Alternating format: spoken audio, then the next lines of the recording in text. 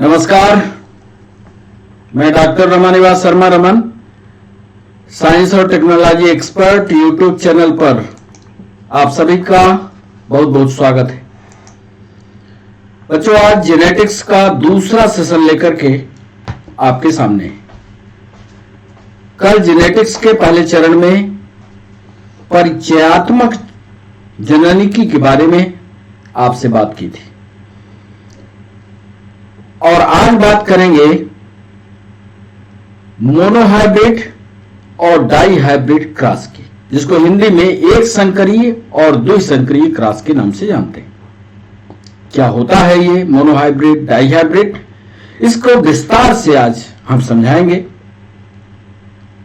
कैसे क्रॉस होता है, कैसे उसका परिणाम आता है, ये सारी चीजें बताएंगे। कॉम्पिटिटिव एग्जाम में कैसे सवाल पूछे जाते हैं, इसकी बात करेंगे। और थ्योरेटिकल डिस्कशन है, जो कि आज कोई सवाल आपसे नहीं पूछेंगे। तो बच्चों, सेशन की ओर बढ़े उसके पहले चैनल को सब्सक्राइब करना, चैनल को लाइक करना और चैनल को शेयर करना, यह आपकी जिम्मेदारी है। गंभीरता से जेनेटिक्स को यदि आपने पढ़ लिया तो एक गणित है, एक मैथ्स है। यदि आपको कैलकुलेशन कंसेप्ट ये आ गया तो जेनेटिक्स आपके लिए सरल होगी। यदि आपने लापरवाही की, नहीं समझा, तो जेनेटिक्स उतनी ही कठिन। थ्योरेटिकल डिस्कशन में मोनोहाइब्रिड और डाई हाइब्रिड है क्या, ये पहला पन्ना हमने लगाया है। जो हमारे साथ इंग्लिश मीडियम वाले बच्चे जुड़े हुए हैं उसको यहां से पढ़ लें और हिंदी मीडियम में आगे हम लिख करके आपको समझा देंगे, समझाएंगे। यहां भी मोनोहाइब्रिड क्रॉस और डाई हाइब्रिड का तुलनात्मक अध्ययन करके आगे आपको ले चलते हैं। तो monohybrid cross, it is a cross between two parents, मतलब माता और पिता के बीच का cross, different in single pair of contrasting character. कोई एक गुण ले लो, बहुत सारे गुण होते हैं और बहुत सारे गुण एक पीढ़ी से दूसरे पीढ़ी में ट्रांसफर होते हैं। हम यहां जब एक गुण की बात करेंगे, एक कोई गुण लेकर के जब आपस में क्रॉस कराया जाए तो उसको मोनोहाइब्रिड क्रॉस कहते हैं। माता और पिता में बहुत सारे गुण एक पीढ़ी से दूसरी पीढ़ी में जाते हैं, लेकिन बहुत सारे गुणों में सिर्फ एक गुण की यदि बात कर ले, एक गुण को ध्यान में रखते हुए माता और पिता के संबंध स्थापित करा करके और संतान को निरूपित किया जाए, संतान को पढ़ा जाए, तो उसको कहते हैं मोनोहाइब्रिड क्रॉस। मोनो का मतलब ही होता है एक। तुलनात्मक डाई हाइब्रिड, डाई का मतलब होता है दो। It cross between two parents, होगा पेरेंट्स के बीच में, लेकिन उस समय लक्षणों की संख्या, बच्चों ध्यान रखना, दो होगी। ये देखो, it is a cross between two parents different in two alternative traits of two different character. लक्षण याद रखिए, सिर यहां पर एक, यहां पर दो। यदि एक लक्षण को ध्यान में रखते हुए क्रॉस कराया गया तो मोनोहाइब्रिड क्रॉस, और ये दो लक्षणों को क्रॉस कराया गया तो डाई हाइब्रिड क्रॉस कहलाएगा। मोनोहाइब्रिड एक संकरीय क्रॉस, द्विसंकरीय क्रॉस अब आपके समझ में आ चुका होगा। जैसे उदाहरण के लिए आपको समझाते हैं। मान लीजिए कोई लंबा आदमी, तो उसमें क्रोमोसोम की संख्या क्या होगी, कैपिटल टी। इससे दिखा दे पूरा लंबाई में शुद्ध लंबा हो, शुद्ध लंबा आदमी कैपिटल टी, क्योंकि क्रोमोसोम किसमें होते हैं, जोड़े में, कैपिटल टी, और उसकी शादी एक बौनी औरत से हो जाए, यानी उसमें क्रोमोसोम की संख्या स्मॉल टी से दिखा दे, तो लक्षण कौन सा लिया, बौना और लंबा। लक्षण कितने थे, एक, लंबाई का लक्षण लिया, तो ये आएगा मोनोहाइब्रिड क्रॉस। मान लीजिए मटर का पौधा लिया अब मान लीजिए यही लक्षण मटर के पौधे में होता मोनोहाइब्रिड का, तो एक लंबा पौधा लिए होते और एक छोटा पौधा लिए होते, दोनों के बीजों का आपस में क्रॉस कराए होते तो मोनोहाइब्रिड होता। मान लीजिए डाई हाइब्रिड कर रहे हैं मटर के पौधे पर, तो क्या ले रहे हैं? एक तो लंबा ले रहे हैं, गुण कौन सा लिया? लंबा। और दूसरा गुण भी लिया पर्पल। कितने गुण लिया? 2। एक लंबा और दूसरा उसके रंग का ले लिया। लंबाई लिया, रंग लिया, तो लिए गए गुणों की संख्या कितनी हुई? 2। और फिर दोनों का क्रॉस उसी के समान, यानी छोटी पिया प्लांट जो स्मॉल टीटी दिखाएगी और पर्पल का व्हाइट से सफेद फूल से क्रॉस करा दिए तो उसको डाई हाइब्रिड क्रॉस कहा जाएगा। हमारे ख्याल से अब आपको बात जो हम कहना चाह रहे हैं वो आपके समझ में आ चुकी होगी। नहीं आती आप कमेंट सेक्शन में लिखिए, फिर हम इसको वापस करेंगे, फिर आपको समझाएंगे। Monohybrid cross between to pure organism, इसको लिखा हमने प्योर। प्योर का क्या मतलब? मतलब है कि किसी आदमी में लंबाई का गुण है तो शुद्ध लंबा होना चाहिए, वर्णसंकरी नहीं होना चाहिए, यानी दोनों टी कैपिटल होने चाहिए, ये इसको कहेंगे प्योर लंबा। ये बताओ बच्चों, क्या ये आप इसको प्योर है तो लंबा, क्या ये प्योर लंबा है? आपका जवाब होगा नहीं साहब, ये प्योर लंबा नहीं है, इसमें एक गुणसूत्र बड़ा है, दूसरा गुणसूत्र छोटा है, बड़े वाले ने छोटे वाले को दबा दिया, ये डोमिनेंट हो गया, ये रिसेसिव हो गया, लेकिन देख लंबा है उसके अंदर छोटा वाला छुपा हुआ है, ये शुद्ध नहीं है, वर्णसंकरी पैदा हो गया। शुद्ध का मतलब है दोनों गुणसूत्र बड़े बड़े हों। समझ गए? It is a cross between two pure organism in order to study the inheritance of a single pair of contrasting character। मतलब एक कैरेक्टर को लेंगे लेकिन शर्त ये होगी कि उसके गुणसूत्र बिल्कुल पूरी तरह से शुद्ध हो। जैसे मान लो बौनापन, बौनेपन का गुण दोनों टी स्मॉल होने चाहिए, ये दोनों टी स्मॉल हैं, तो ये डार्विनिज्म का कैरेक्टर है, ये शुद्धता का लक्षण है, ये शुद्ध। डाई हाइब्रिड में it is a cross between to pure organism. यहां भी ऑर्गेनिज्म शुद्ध होने चाहिए, हाइब्रिड नहीं होने चाहिए, शुद्ध होने चाहिए, यानी कैपिटल टीटी होने चाहिए या स्मॉल टीटी होने चाहिए। ये नहीं चलेगा, ये वाला नहीं चलेगा। इट प्रोड्यूस ए फिनोटाइपिक, ध्यान से सुनना, it produces A phenotypic monohybrid ratio of 3:1 in F2 generation. बच्चों F1 जनरेशन में तो माता पिता या पेरेंट्स आपस में मिल गए, अब जो उनसे संतान बनी वो जनरेशन कहलाती है F2 जनरेशन। ध्यान से सुनना, समझ में आ जाएगा। जो संतान बनी वो आएगी F2 जनरेशन में। मान लो उसके पिता कैपिटल टीटी थे, उसकी माता स्मॉल टीटी थी। अब आप जानते हो कि इसमें अर्धसूत्री विभाजन होगा, अर्धसूत्री विभाजन होगा तो क्रोमोसोम की संख्या आधी हो जाएगी, तो एक टी यहां से निकाल लो, एक टी यहां से निकाल लो। अब इन टी का आपस में क्रॉस फर्टिलाइजेशन हो जाएगा, क्योंकि एक मां से एक गुणसूत्र आएगा, एक बाप से आएगा, दोनों का क्रॉस फर्टिलाइजेशन हो जाएगा, तो संतान यहां पर जो बनेगी ये F2 जनरेशन होगा और ये जो जनरेशन होगी ये F1 होगी। F2 जनरेशन में ध्यान से देखो क्या बना, बच्चे तो लंबे हुए लेकिन वर्ण संकरी पैदा हुए, यानी शुद्ध पैदा नहीं हुए। शुद्ध कब होते हैं? जब ये दोनों टीटी होते। समझ गए? इस तरह की जो संतानें F2 जनरेशन में आएगी, कर लो, आगे हम उदाहरण से आपको समझाएंगे।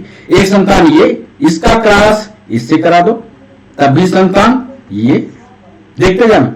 इस टी का क्रॉस इस टी से करा लो, क्रॉस की प्रक्रिया देखते जाना। इस टी का क्रॉस इस टी से करा लो। ये जो संतानों का रेशियो आएगा या जो संतानें बनेगी, ये सब की सब लंबी होंगी। सब की सब संतानें लंबी होंगी। लेकिन इन लंबी संतानों में जितनी भी लंबी संतानें पैदा हुई, ये सब की सब वर्णशंकरी पैदा होंगी, कोई शुद्ध नहीं होगी। क्या शुद्ध है? अब F2 जनरेशन में, F2 जनरेशन की बात करें, F2 जनरेशन में यदि आपस में क्रॉस करा दिया जाए, मान लो ये F2 जनरेशन में तुमको ये मिले, अब इनका आपस में क्रॉस करा लो, तो क्या 3 और 1 का अनुपात मिलता है? देख लो, करके देख लो।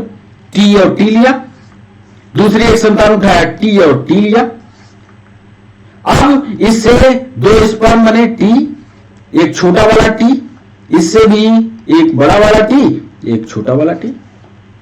अब क्रॉस कराना शुरू करो, पहले वाले T से इसका क्रॉस कराओ, कैपिटल T स्मॉल t लंबा, फिर इस T का क्रॉस इस T से करा लो, ये दोनों TT शुद्ध, फिर इस T का क्रॉस इस T से कराओ, ये दोनों TT, सॉरी अब ये तो एक बार हो चुका, ये दोनों TT नहीं, अब इस T का क्रॉस, ये वाला क्रॉस नहीं, इस T का क्रॉस इस T से कराओगे तो एक कैपिटल T एक स्मॉल t, इस T का क्रॉस इस T से कराओगे तो दोनों छोटे t। यहां पर ये क्रॉस दिख रहा, यहां पर ये क्रॉस देखना, तो इस क्रॉस में जो अनुपात पाओगे, इसमें 3 अनुपात, यहां थोड़ा स्पष्ट नहीं हो रहा है, इसको काट लो, यहां दूसरी जगह करते हैं साफ सुथरी जगह में और फिर आपको समझाते हैं। इधर आ जाओ, 2 क्रॉस हो रहे हैं, T T T T। अब इसमें गैमेटोजेनेसिस होगी तो एक कैपिटल T आया, एक स्मॉल t आया, यहां पर एक कैपिटल T आया, एक स्मॉल t आया। अब इस T का क्रॉस, पहले वाले का क्रॉस इसके पहले वाले से कराया तो कैपिटल TT, फिर इस T का क्रॉस इस वाले T से कराया तो कैपिटल T स्मॉल t, फिर इस T का क्रॉस इस T से कराया तो कैपिटल T स्मॉल t, और इस T का क्रॉस इस T से कराया तो स्मॉल t। अब यहां पर यह देखना है, परिणाम देखना, यहां पर कितनी संतानें लंबी है, इसमें देखो तो ये लंबी है, ये लंबी है, ये लंबी है और ये छोटी है। तो यदि लंबी अनुपात ठिगनी लगाना है, लंबी अनुपात ठिगनी का अनुपात निकालना हो तो लंबी के साइड में कितना लिखोगे? 1 2 3 3। अनुपात ठिगनी कितनी है? 1। तो देखो अनुपात मिला ना, 3 अनुपात 1। लेकिन यदि शुद्धता को लेकर के बात करोगे तो इसमें शुद्ध सिर्फ 2 संतानें हैं। ध्यान से देखो, शुद्ध है ये वाला T और ये वाला T, अशुद्ध है तो इस पर ये जो शुद्धता को लेकर के होगा वो कहलाएगा जीनोटाइप। जो बाहर से देख करके मिल रहा है संतानों की का अनुपात वो कहलाता है फिनोटाइप। याद रखना। आओ बैक लिए चलते हैं आपको। ये कह रहा है it produces A phenotypic monohybrid ratio of 3:1 in F2 generation. F2 generation में बाहर से देखने पर फिनोटाइपिक रेशियो देखने पर 3 अनुपात 1 का परिणाम प्राप्त होता है, जबकि डाइहाइब्रिड का अभी करके आपको दिखाएंगे जो फिनोटाइपिक रेशियो होता है वो 9:3:3:1 होता है। अभी करके दिखा देंगे, चिंता मत करो। It produce a genotypic ratio, ध्यान से देख लो। अभी हम जो उधर जीनोटाइप की बात कर रहे थे, यदि इनके अंदर तक जीन को की संरचना को पढ़ा जाए तो उसमें देखो 2 बिल्कुल शुद्ध हैं और 2 बिल्कुल अशुद्ध हैं। देख लो इस चित्र में देखो, ये शुद्ध है, ये शुद्ध है, तो दो शुद्ध हो गए और दो अशुद्ध हो गए। तो यहां वही चीज लिखा, ये शुद्ध अनुपाते ये दो अशुद्ध अनुपाते एक शुद्ध। समझ गए? बिल्कुल मैथमेटिकल कैलकुलेशन है। यदि आप ईमानदारी से पढ़ोगे तो जेनेटिक्स जैसा सरल कोई विषय आपको नहीं मिलेगा। यही यहां भी लिखा है, इट प्रोड्यूस जीनोटाइपिक रेशियो। चूंकि दो गुण लेकर के चलते हैं इसलिए इसका यहां 3 दिख रहा है, यहां उसका जस्ट डबल से भी ज्यादा दिखेगा। 1 अनुपाते 2 अनुपाते 1 अनुपाते 2 अनुपाते 4 अनुपाते 2 अनुपाते 1 अनुपाते 2 अनुपाते 1। ये सब करके आगे हम आपको बताएंगे। तो ये थ्योरेटिकल डिस्कशन का नोट्स जो बनाना, समझना, इसको नहीं समझ में आएगा तो कमेंट सेक्शन का उपयोग करना, हमें बताना। मोनोहाइब्रिड क्लास को एक चित्र से बनाएं। तो ये चित्र हमने आपके लिए बनाया। एक तरफ मां को शामिल किया, ये देखो, एक तरफ मां थी, एक तरफ बाप था। मां के अंदर जो गुणसूत्र थे, अब ये आप कह सकते हो कि ये मां के जो गुणसूत्र हैं ये शुद्ध है क्या? यहां पर देखने पर यह लग रहा है कि मां बिल्कुल पूरी तरह से शुद्ध नहीं है, प्योरिटी नहीं दिख रही। क्या प्योरिटी दिख रही? यह प्योरिटी दिखती तो दोनों कैपिटल एफ होते। इम्प्योर है। इधर बाप बिल्कुल प्योर है, चाहे छोटा ही हो, लंबाई छोटी ही हो, लेकिन बाप पूरी तरह से प्योर है। जब दोनों का आपस में क्रॉस हुआ तो परिणाम ये आए, देख लो। यफ जो है वो ब्राउन को दिखाता है, यहां से याद रखना, यफ जो है कैपिटल एफ ये भूरा है। स्मॉल एफ जो होता है, अच्छा ये भूरा जो है डोमिनेंट है, डोमिनेंट है। और व्हाइट जो है वो रिसेसिव है, मतलब भूरा जो है सफेद वाले को दबा देगा, रहेगा गुण लेकिन भूरा सफेद को दबा देगा। यहां यही हो रहा है। यदि ये डैड और मॉम के साथ क्रॉस फर्टिलाइजेशन हुआ तो कैपिटल एफ पहुंचा, तो कैपिटल एफ ने स्मॉल एफ को दबा दिया, यानी पूरी तरह से यह संतान भूरी पैदा हुई। दूसरी संतान भी देख लो, यह पूरी तरह से ब्राउन पैदा हुई। तीसरी संतान को देख लो, ये पूरी तरह से व्हाइट पैदा हुई, ये भी संतान पूरी तरह से व्हाइट पैदा हुई। यदि ऐसी संतान की आपस में, मान लीजिए ये भूरा बाप था, भूरा सॉरी ये सफेद कलर का सफेद पिता था और ये भूरी मां थी। भूरी मां और सफेद पिता के बीच में जब बच्चे हुए, उसमें 50% chance baby will be white fur. उनका जो बच्चा होगा उसमें 50% चांस ये है कि जो उनके पंख होंगे, जो ऊपर के हेयर्स होंगे, वो 50% सफेद होंगे, 50%। और 50% चांस ये है कि ब्राउन होंगे, जबकि डैड जो है वो पूरी तरह से व्हाइट है। ये कहलाता है। एक लक्षण को लेकर के इसको समझाएं। आगे और सरलता से आपको समझाएंगे। डाइहाइब्रिड क्लास में यहां ध्यान से देखो, हमने 2 गुणों को लिया। 2 गुणों में एक तो बीज आप देख ही रहे हो, गोलाकार है, यह बीज टेढ़ा मेढ़ा है। इस बीज का कलर जो हम मान रहे हैं येलो दिख रहा है, येलो, और पूरी तरह से गोल्ड। जितना कैपिटल लिख रहे हैं वो सब डोमिनेंट है, वो सब प्रभावी है।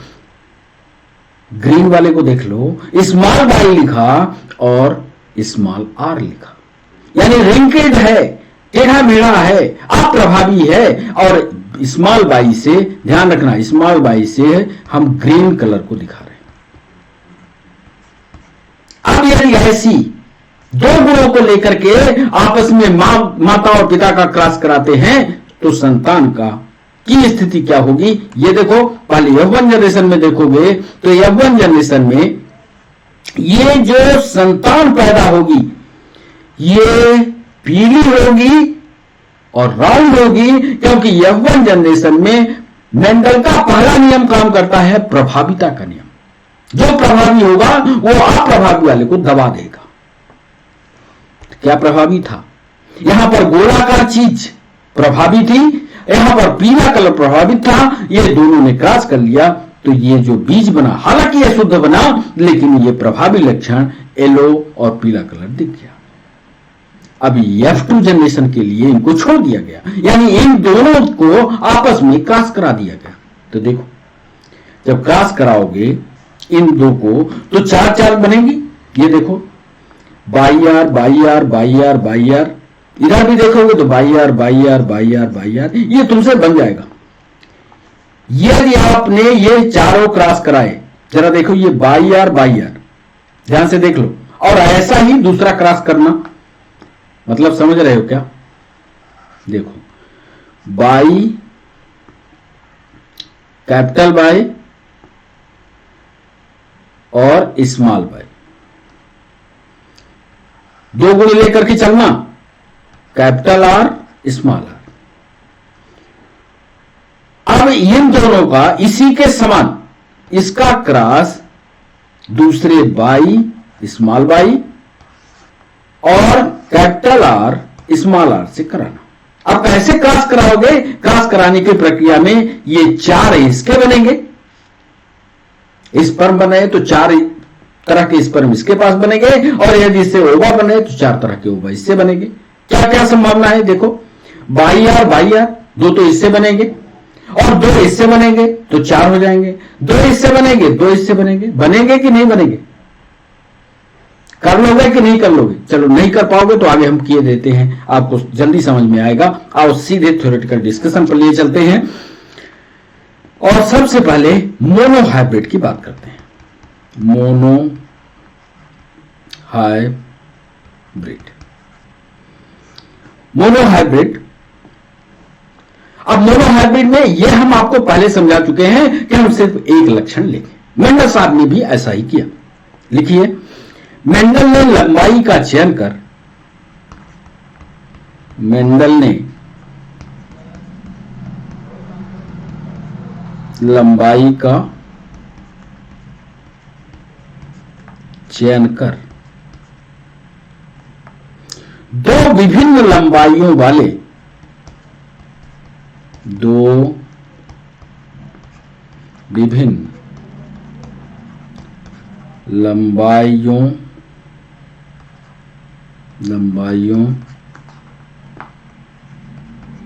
वाले पौधों को लिया।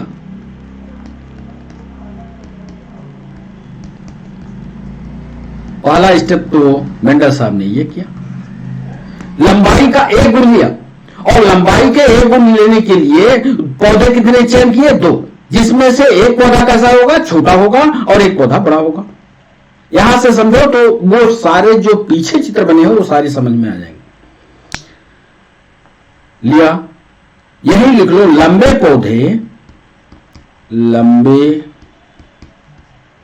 पौधे यानी कैपिटल टीटी एवं बौने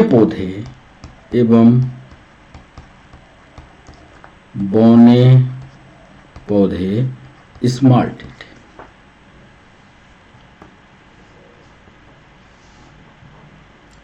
अब दूसरा पॉइंट देखना। अब दूसरे पॉइंट को पहले लिख लो, फिर हम चित्र के द्वारा इसको क्रॉस करा करके आपको दिखाते हैं। इन पौधों को जो लिया, इन पौधों को पैतृक पौधों के रूप में प्रयोग कर, पैतृक पौधों के रूप में प्रयोग कर, इन पौधों को पैतृक पौधों के रूप में प्रयोग कर सेल्फ पॉलिनेशन, कृत्रिम परागण के द्वारा, कृत्रिम परागण के द्वारा। भाई अपने हिस्से तो होगा नहीं। सेल्फ पॉलिनेशन, आर्टिफिशियल पॉलिनेशन, मतलब हम ऐसा पॉलिनेशन चाहते हैं। परिणाम क्या आता है, चूंकि हम टेस्ट कर रहे हैं इसीलिए हमने लिखा कृत्रिम परागण के द्वारा क्रॉस कराया गया। क्रॉस कराया गया। तो प्रथम पीढ़ी की संतति, तो प्रथम पीढ़ी की संतति, प्रथम पीढ़ी की संतति F1 जनरेशन कह लीजिए, प्रथम पीढ़ी की संतति के सभी पौधे, के सभी पौधे पैतृक पौधों के समान, पैतृक पौधों के समान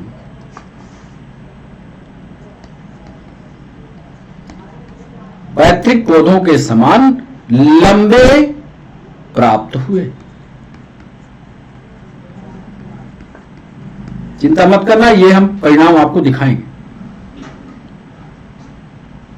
अर्थात ये लिख सकते हैं, अर्थात F1 पीढ़ी में, F1 पीढ़ी में केवल लंबेपन का गुण, केवल लंबेपन का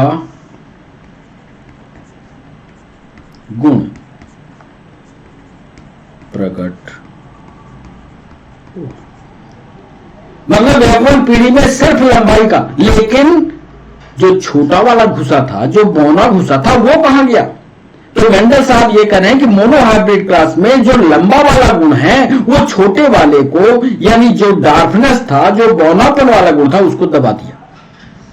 इसी को लेकर के आगे आधार बताएंगे, इसलिए यहां समझ लो पैतृक पौधों के समान लंबे प्राप्त हुए, अर्थात F1 पीढ़ी में केवल लंबेपन का गुण प्रकट हुआ।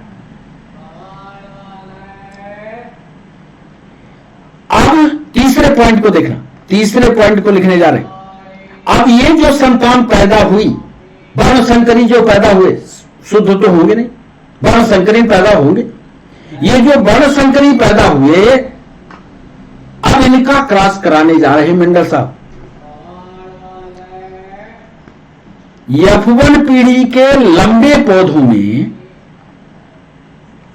F1 पीढ़ी के लंबे पौधों में, F1 पीढ़ी के लंबे पौधों में सेल्फ पॉलिनेशन कराया गया, मतलब इनको स्वतंत्रतापूर्वक छोड़ दिया गया और यह कहा गया कि जब पॉलिनेशन होगा तब देखा जाएगा। सेल्फ पॉलिनेशन कराएगा, यहां मजबूर कर दिया गया पॉलिनेशन के लिए, यहां सेल्फ कराएगा। F1 ध्यान रखना, यह कॉम्पिटिटिव एग्जाम में पूछता है। F1 पीढ़ी में क्रॉस था, आर्टिफिशियल था कि सेल्फ था? याद किए रहना, कृत्रिम परागण था शुरुआत में। F1 पीढ़ी के जो लंबे पौधे आए उसमें सेल्फ पॉलिनेशन कराया गया, पौधों में सेल्फ पॉलिनेशन या स्वपरागण कराया गया, सेल्फ पॉलिनेशन कराया गया।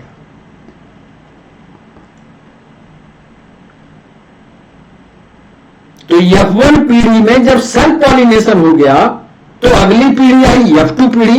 चौथे पॉइंट में लिखिएगा कि F2 पीढ़ी में, F2 पीढ़ी में 75%, ध्यान दीजिएगा, 75% लंबे एवं 25% बौने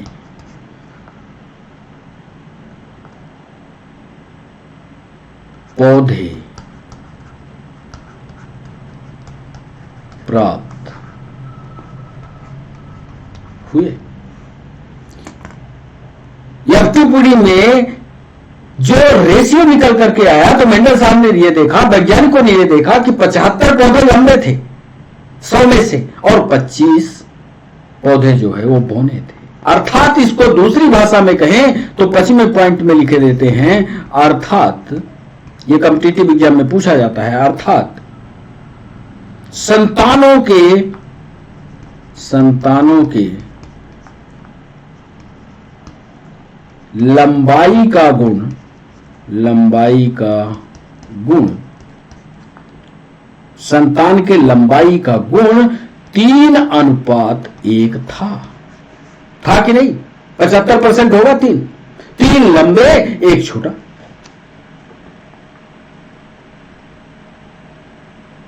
अब मेंडल साहब का जो परिणाम था उसको देखिए।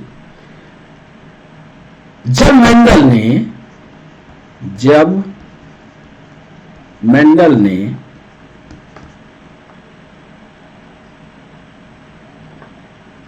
F2 पीढ़ी के पौधों का परीक्षण किया, ध्यान से देखना, F2 पीढ़ी के पौधों का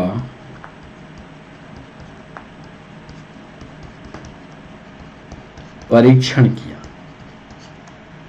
अब बोले साहब ये 3 और 1 का अनुपात है, तो मेंडल साहब ने F2 पीढ़ी को देखा कि F2 पीढ़ी में क्या हुआ कि 3 और 1 का अनुपात है। तो F2 पीढ़ी का पौधों का परीक्षण हुआ, तो देखते क्या है, इनमें से 25% परीक्षण किया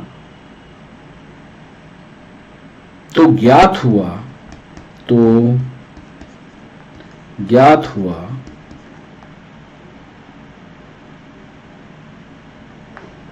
कि इनमें से 25%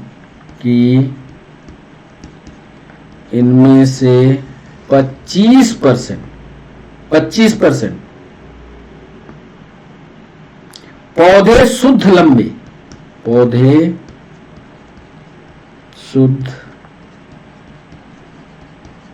25% पौधे शुद्ध लंबे थे।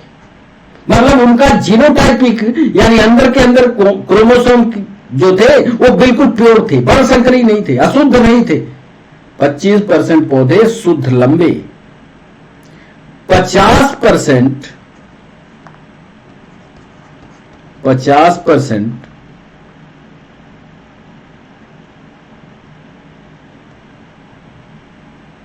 लंबे पर वही वर्णसंकरी थे, अशुद्ध थे, लंबे पर संकरी थे।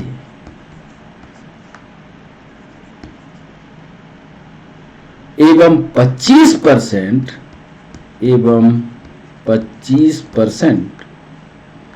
शुद्ध बौने थे कि नहीं समझ में आ रहा है तो आगे हम चित्र बना करके अभी आपको समझाएंगे। अर्थात 7वें पॉइंट में उनने परिणाम दिया। 7वें पॉइंट में लिखने जा रहे हैं कि F2 पीढ़ी के, ये भी परीक्षा में आता है, F2 पीढ़ी, समझ रहे हो? F2 पीढ़ी माने F1 पीढ़ी में जो क्रॉस हुआ था, F2 पीढ़ी, जिस पर हमने जीनोटाइप और फिनोटाइप डिस्कस किया है। फिनोटाइप का मतलब आपके शरीर की बाह्यतम रचना, जीनोटाइप का मतलब अंदर घुस के जो रचना में। F2 पीढ़ी के संतति पौधों में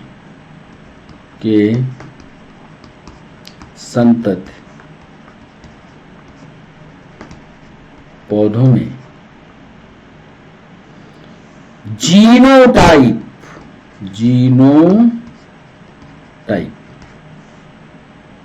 मतलब अंदर की संरचना, जीनोटाइप का अनुपात 1:2:1 था। यह मेंडल साहब ने जब प्रैक्टिकल किया, उसकी एनालिसिस की और उनके अंदर की संरचना को देखा, तब ये निकाला कि इनका जीनोटाइपिक रेशियो 1:2:1 था। यदि यहीं पर सवाल आपसे पूछ लिया जाए कि इनका फिनोटाइपिक रेशियो क्या होगा, तब आपका जवाब क्या होगा? तब आप जवाब दोगे कि इनका फिनोटाइपिक रेशियो 7:3:1 होगा। क्यों? कि लंबाई पर है, बाहर से हमको दिखता है तो वो फिनोटाइप है, और ये अंदर जाकर के एनालिसिस करनी पड़ती है गुणसूत्र की, इसलिए जीनोटाइप।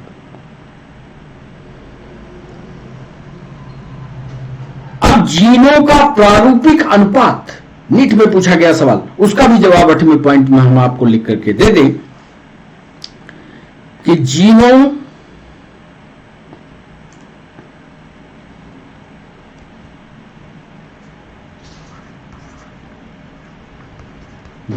का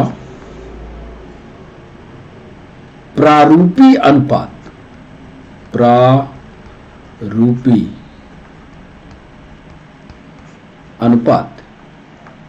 कैसे आप अनुपात बनाओगे, ये आगे भी हम आपको समझाते रहेंगे। कैपिटल टी अनुपाते, ये परिणाम आएगा। वर्णसंकरी वाला अनुपात, अनुपाते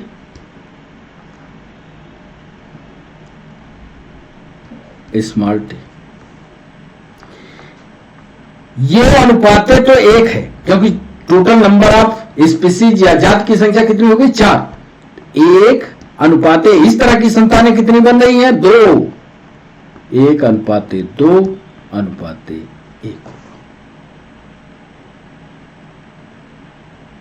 ये जीनो प्रारूपी अनुपात कहलाएगा। जब सवाल नीट में या पीएचडी में पूछा जाए तो ये देख लो कि ये जीनो प्रारूपिक अर्थात जीनोटाइपिक रेशियो पूछ रहा है, जीनोटाइपिक पूछ रहा है कि फिनोटाइपिक। जीनोटाइपिक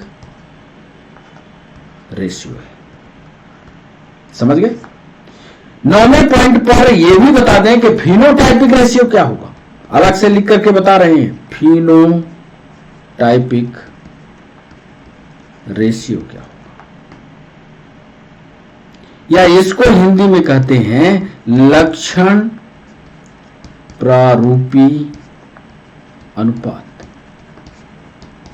ये तो आप बता दोगे, बोलो लक्षण प्रारूपी अनुपात क्या होगा?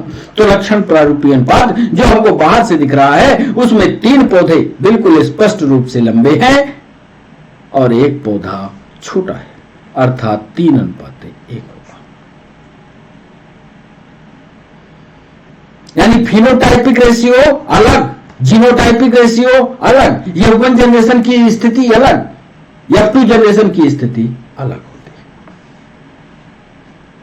अब जो हमने इधर कहा, क्या कहा कि मैंगल ने लंबाई का चयन कर 2 विभिन्न लंबाइयों के पौधों को लिया। लंबे पौधे को कैपिटल टीटी से दिखाया और बौने पौधे को स्मॉल टी से दिखाया। ये आइए इसका प्रैक्टिकल एक्सपीरियंस करके आपको समझाते हैं। क्या था हमारे पास? Capital T. इसको हमने लंबा कहा। बिल्कुल ध्यान इधर लगाइएगा। इस लंबे पौधे का क्रॉस कराया किसके साथ? बौने पौधे के साथ। इसका नाम रखा बौना।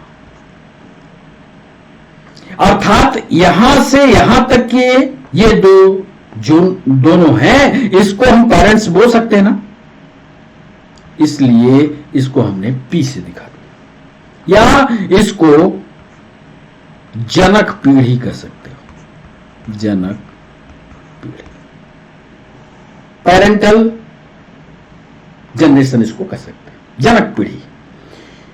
अब इस जनक पीढ़ी का आगे का क्रॉस देखिए। जब हम इससे गैमेट निकालते हैं तो गैमेट निकालने की प्रक्रिया पर हम विस्तार से नहीं जाते, क्योंकि विस्तार से जाएंगे तो 2 निकालने पड़ेंगे। एक गैमेट इससे निकालते हैं क्योंकि रिडक्शन डिवीजन होगा, एक गैमेट इससे निकाल लेते हैं। निकाल लिया। जब दोनों का क्रॉस कराते हैं, क्रॉस फर्टिलाइजेशन कराते हैं, तो एक टी और एक इधर स्मॉल टी, तो हमें संतान क्या मिली? संतान मिली एक कैपिटल टी और एक स्मॉल टी, यानी इसी संतान को हमने वर्णसंकरी कह दिया।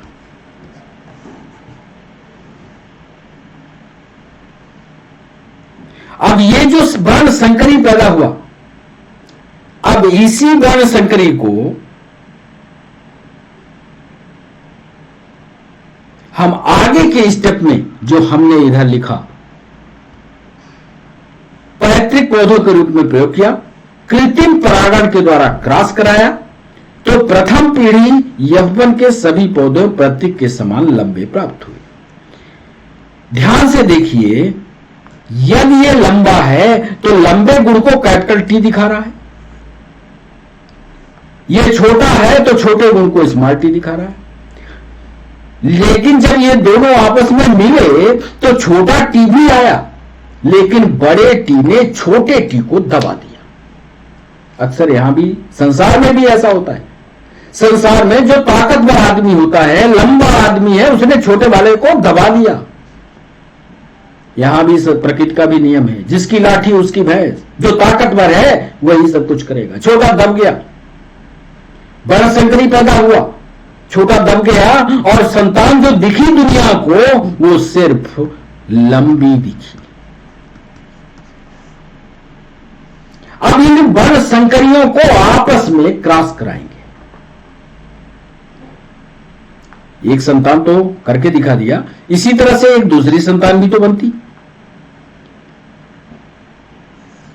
एक दूसरी संतान भी इससे बनती, एक यही संतान इस तरह से बनती।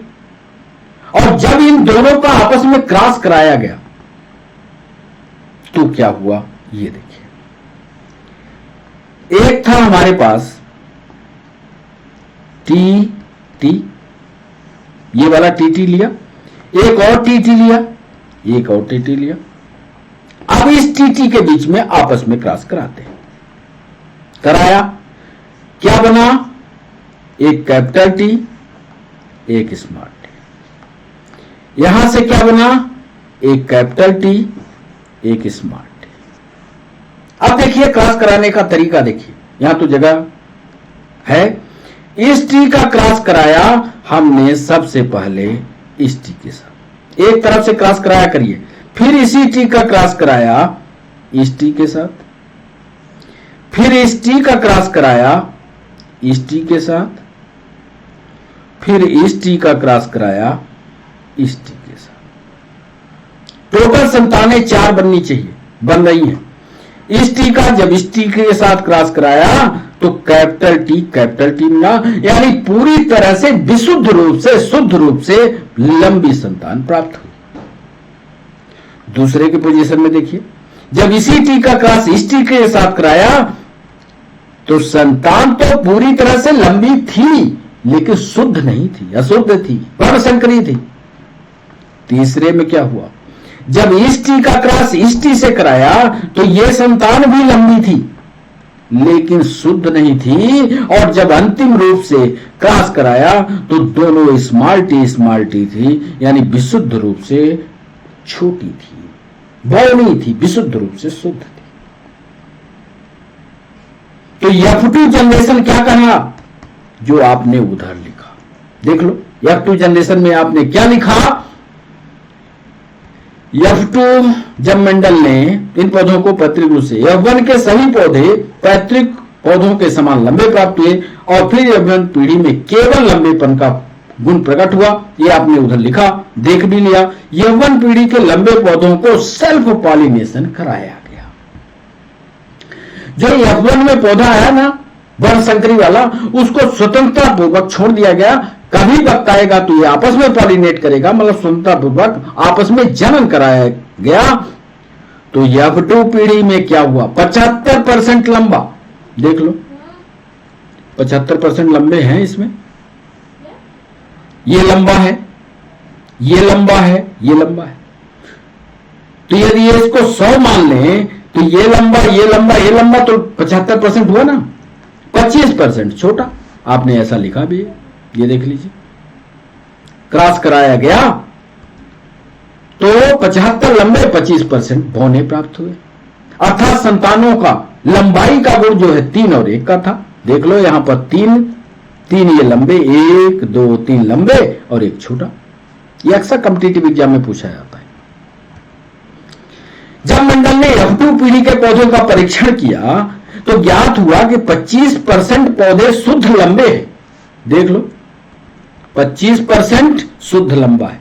यदि इसको 100% मान लिया जाए तो 4 हैं तो 25% लंबा है ना, ये लंबा शुद्ध, ये 25% हुआ। फिर मंडल साहब ने कहा 50% संकरी, ये देखो बड़ा संकरी भी 50%, ये देखो अशुद्ध अशुद्ध ये दोनों मिल गए तो 50% आए। और फिर आगे कहते होंगे कि 25% शुद्ध पौने थे। देख लो स्मॉल टीटी की संख्या, ये देखो 25%। जैसा चित्र बनाया, जैसा उधर लिखा इधर आपको परिणाम दिखा दिया, तो कुल मिलाकर के 25% शुद्ध लंबा हुआ, 50% वर्ण संकरी पैदा हुआ, 25% शुद्ध छोटा पैदा हुआ। अब यदि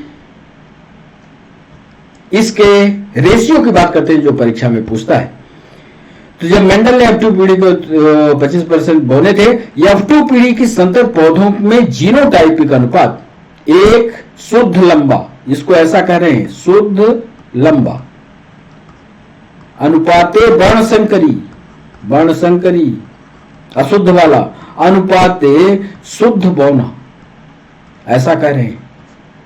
अब तो आपके समझ में आ जाएगा, शुद्ध लंबा, वर्ण संकरी, शुद्ध बौना। तो इस तरह से इसको पढ़िए। जीनों का प्रारूपिक अनुपात पूछता है, इसको पढ़िए 1:2:1। फिनोटाइप पढ़िए 3:1।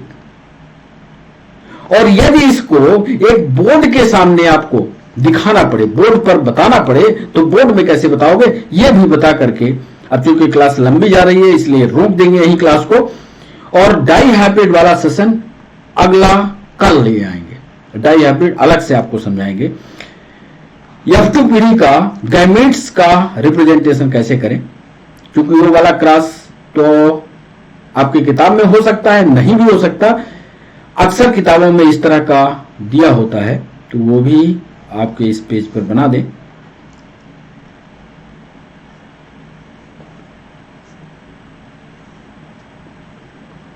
इधर लिख देते हैं गैमीट, ये गैमेट्स,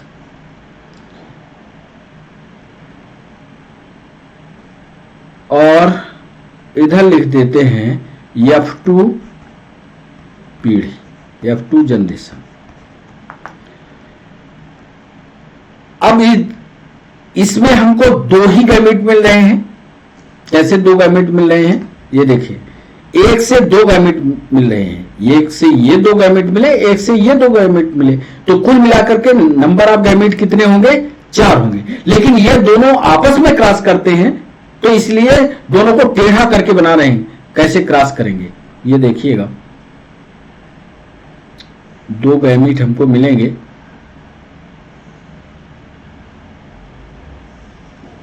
एक गैमेट का नाम होगा कैपिटल टी, एक गैमेट का नाम होगा स्मॉल टी।